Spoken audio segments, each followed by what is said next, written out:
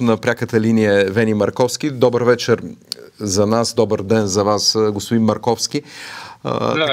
Така или иначе, голямата новина, полуновина от Близкия изток е, че израелската армия Цахал влезе в Рафах. Това е града най-южно на Израел, КПП-то с Египет, като целта е така да бъде хванат в чувал оставащите бойци, терористи на Хамас.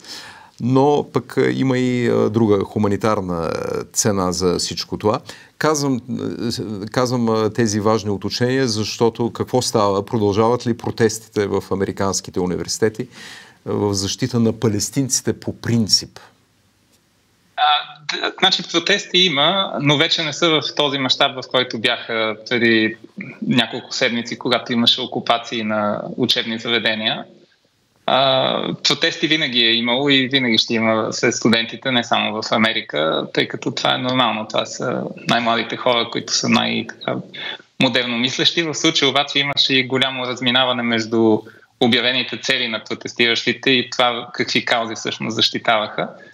И излезе едно изследване на Axios. Те какво искат? Крайна сметка.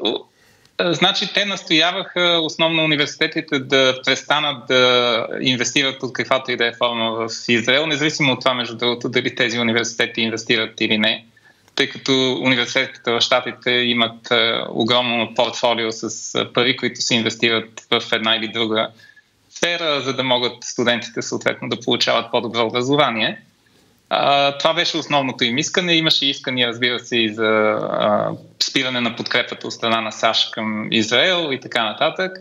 Но беше парадоксално това, че протестите на про-палестинските, в много случаи про-Хамас настроени студенти, които не правеха разлика между Хамас и палестинците в множествено число, бяха допускани, докато протести в подкрепа на Израел не бяха допускани. И всъщност това е един от изводите, който се натрапва от изследването на Axios, което излезе буквално днес или вчера. Днес, да.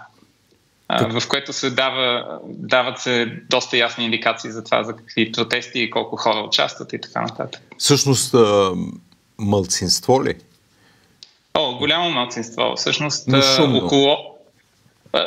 това е нормално. Да не забравяме, че така беше и в България с студентските протести в началото на прехода и 1997 година. Въпросът е обаче какви са целите и дали те могат да бъдат постигнати с мирни средства или с не толкова мирни. И е също много интересно това, че студентите имат и защитници сред някои от алтернативните медии.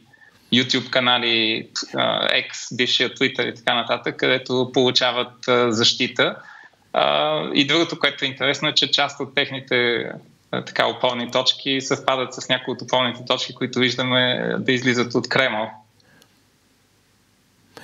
Всъщност, това ли обяснява всичко? От една страна, аз казах в началото, финансиране на една голяма част от американските университети, където има протести от Катар, който финансира Хамас, от друга страна кремълската линия.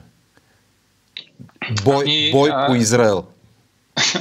До някъде кремълската линия е ясна вече, тъй като те бяха първите, които приеха официална делегация на Хамас веднага след 7 октомври миналата година и по този начин се поставиха доста ясно от коя страна на тази битка са.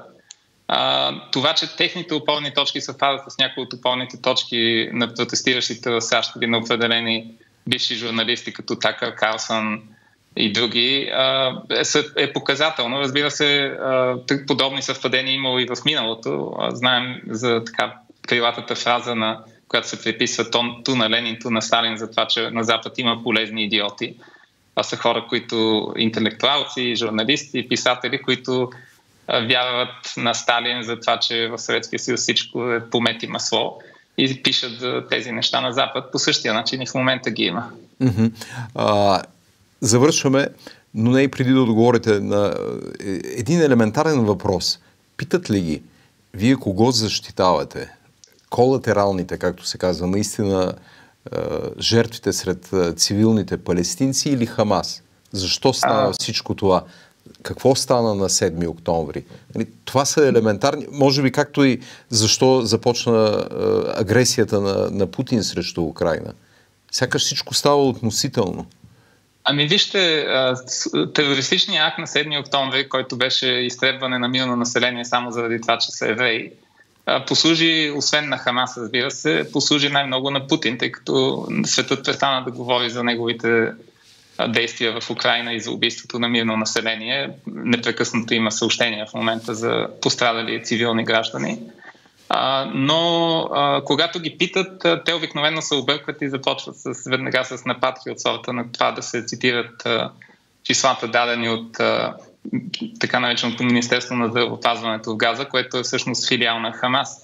Излиза, че не че няма жертви, разбира се, има жертви и всяка една невинна жертва е жертва в повече. Тя не бива да се допуска, но има огромна разлика между това, когато една държава се опитва да защити своите граждани, изтребвайки терористи, които се крият след мирното население, и когато тези терористи нападат една държава и избиват само и единствено мирното население или ги взимат за заложници. И студентите тук, за съжаление, в Америка не винаги са наясно с тези нюанси. Размахват се разни стари истории, карти, не са запознати с случващото се, не знаят, че Хамас управлява Газа от близо 15, даже повече от 15 години, и че всъщност всичките пари, които са отпускани на жителите в Газа, не са отивали по предназначение да построят инфраструктурата за тях. И че шефовете на Хамас са в Дубай, а не там. В Катар. Не в Катар, да. Но разбира се и си живеят доста богато. Имаше видеорепортажи, включително интервюта, които се взимаха от тях.